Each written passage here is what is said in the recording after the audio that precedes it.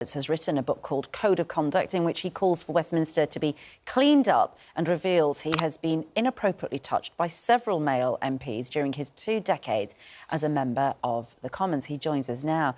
And that bit of your book has had a lot of attention, hasn't it, in the last few days. You obviously knew that that was going to happen.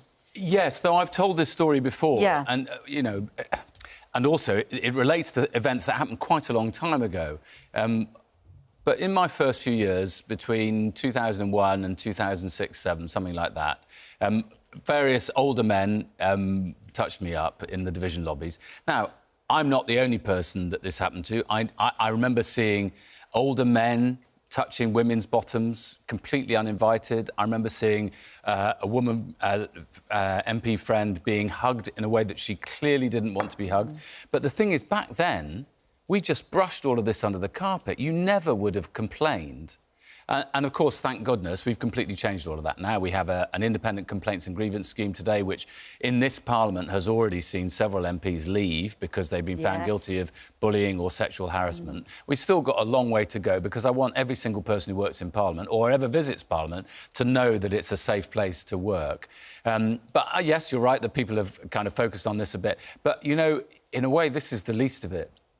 The reason I asked the question, at least, is this the worst Parliament in our history, is because 22 MPs, it might be 23 soon, have been suspended from Parliament for a day or more in this Parliament since December 2019, in a very short period of time, or have left Parliament because they knew that a report was coming for sexual harassment, bullying, paid lobbying, looking at tractor porn, whatever that means, all sorts of different offences.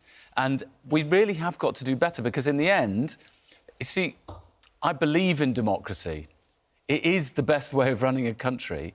But at the moment, voters really distrust us. And is it more than, you know, the usual sort of thing is it's a few rotten apples, but it's not everywhere? Well, but do you think there's some... It feels like you think that the system itself is a fertile ground for all of this just to blossom and keep going? I write expressly about that concept of the one rotten apple, because the phrase doesn't mean that it's an exception. It means that the one rotten apple spoils the whole barrel. And that is, I think, the problem. That you've normalised lying to Parliament. If you have a Prime Minister and ministers repeatedly misleading the House of Commons and refusing to correct the record, of course, you know, people... We've all done it. We've said million instead of billion, or we've managed to get a statistic wrong for whatever. Or you've been reason. Advised wrongly. It might be. You know, all can of that. That be, yeah. But then you correct the record. That's the rule. You correct the record. And so, for instance, we've had recently the UK Statistics Authority. These are pretty dry people. They've not gone axe to grind, telling ministers, "I'm sorry, this is categorically wrong." And then they don't correct the record. So my anxiety is that we've normalised bad behaviour. But, you know, there's another problem, I think, for us, which in our system is... It's like the line from ABBA, the winner takes it all, the loser's standing small. In our system, if you become Prime Minister, you have total power. You can decide when Parliament sits, how long it sits for, what it's going to debate, how long it's going to debate, when even we go on holiday, and every single penny of expenditure. And whatever you thought about all the lockdowns... whether you were in favour or against, nearly all of that was introduced on the back of laws that were never properly debated in the House of Commons, but just decided in Downing Street. All of that's wrong. There was an urgency to that at the time, though. We were going through a pandemic that we hadn't experienced. I mean, often there can be a caveat, can't there, where, look, we've got to get this done really, really quickly. I know, but we had hundreds of what's known as secondary legislation. In other words, regulations. Some of them came into force, wait for this, before they were published. Well, I mean, that isn't proper lawmaking. So my argument in the book, Code of Conduct, is not just why we need to fix Parliament, it's also how to do it. So I've got lots of different suggestions. I think we should be much more transparent about second jobs, for instance. Yes. I think we should ban some second jobs. Talk about that, because I think people are curious about what their MPs are earning, especially in a cost of living crisis. And I think quite often when people are cynical about why people get into politics, you think, well, why have you left a six-figure salary in the city to go on 60 grand a year to be an MP? And you think, it's because you want power and you can change the laws and then you can help your cronies and you change... people are cynical about why people get into politics. Yeah, and actually, when I sit there... Look, I'm a Labour MP. Of course, I want a Labour government, but this is not a partisan book. This applies to Labour and Conservative alike. And when I sit in the chamber, I look across it and I see somebody like Diana Johnson, who's a colleague of mine, done amazing work on the infected blood scandal. But I look across the side to a Conservative Liam Fox. I disagree with him about nearly everything under the sun, but he's done a lot of work on Down syndrome, which is brilliant. So I think most MPs come in for entirely the good reasons, but which is why we need to rescue Parliament in a way. Talk about this. What kind of second jobs do you think shouldn't be allowed? So, no consultancies, no directorships. I think you should have to declare if you have a 3% shareholding in a company. At the moment, it's only 15%. That's a large chunk of a And just explain why that's important to clean up Parliament. Because I don't think you should have a conflict of interest. Now, you see, somebody... Because you have a number of second jobs, or you've earned money outside of your... I've written a book. Yeah, exactly that. And I think that's fine, because I think, if you want to make an argument in, politics is about making an argument. You want to change the world. I want to change Parliament. I can make a speech in the House of Commons. I can make a speech out in the stump. I can go around my constituent making the argument. But actually, if you want to make a sustained argument, a book is the best way of doing that. So I think that's absolutely fine. Where I get a bit more iffy is if somebody's presenting a news programme and bringing on their mates as part of that news programme as an MP, I think that's a conflict of interest. What do you mean by that? Give us... Well, there's quite a lot of MPs who've now got Jacob Rees-Mogg. Tens of thousands of pounds they're paid every year to present programmes. Nadine Dorris, Nadine Dorris, Jacob Rees-Mogg, to present programmes, and they're interviewing their own mates. I think at one point you had 2 Tory MPs interviewing the Chancellor of the Exchequer. I think those things are being investigated, aren't they, actually, they should be, by the watchdog as to whether that is fair. Is there a thing... I think one of the things that Ranvis said, we were talking about something else, and she's quite cynical about these things, and she's been our political editor at Good Morning Britain. She followed a number of these things and knows it inside out.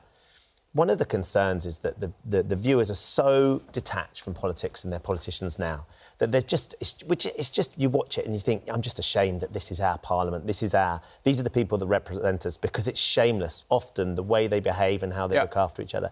Do you feel that as well, Chris? Because I know how seriously you take this. It was great pride that you take that position and you look after your constituents. But then you see the people around you and the way that they are considered by the public now, the distrust that there is in politics and politicians. I think it's a big problem. Look, Ben, I don't want to pretend I'm a good person.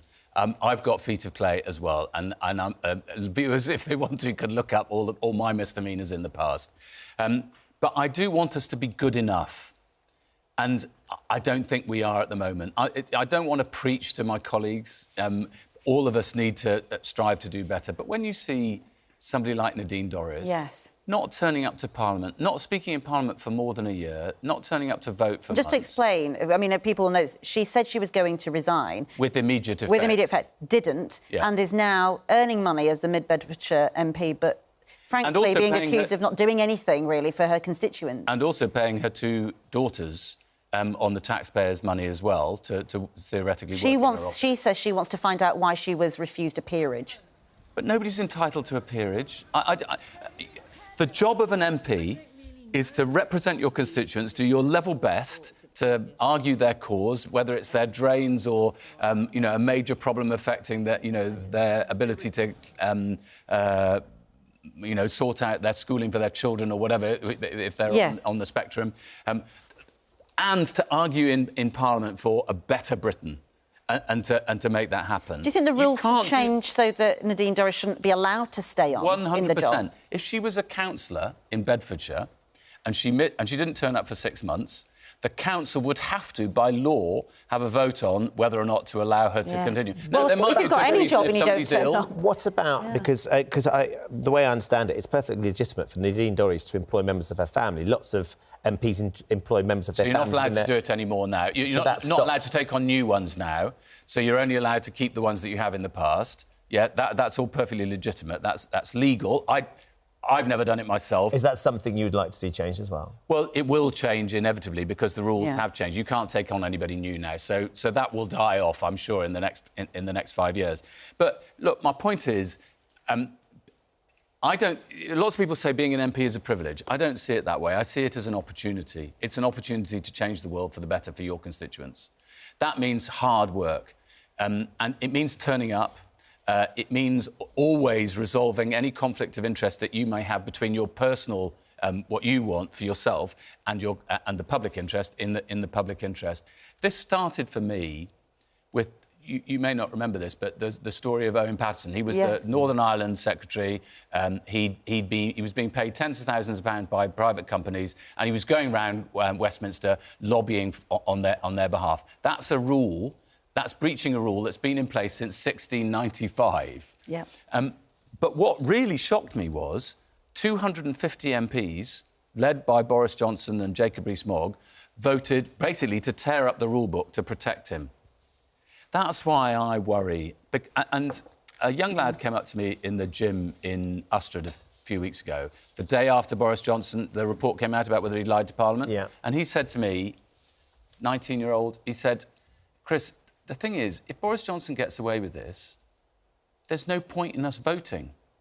And I think that's my worry. I was partly brought up in Spain, which was a dictatorship under Franco. I lived in Argentina for a while, which had just come out of dictatorship. I've had friends who've been tortured. Yes, comparatively, we live a very, very nice life here with our But we cannot be complacent. No. We cannot be complacent. And that's why I wrote this book, because not just because I believe we need a code of conduct in Parliament, but also because I don't want us to slide into a state where we no longer trust politicians. Where bad behaviour is factored we need that. Well, yeah, I think it may be there already. We need to get that trust back. That's the fundamental thing. We're out of time, unfortunately. Really interesting, compelling. Thank Code of Conduct's a book, Why We Need to Fix Parliament and How to Do It. It's right there. Yeah. Thank you very much. Thank you. And you didn't break my leg this time, Ben. That's a whole story. We have history. We've played rugby against each other. Just don't mess, Rambo. He came off worse, poor Chris did come off worse, yeah. It's a very forgiving man, it turns out. Fortunately.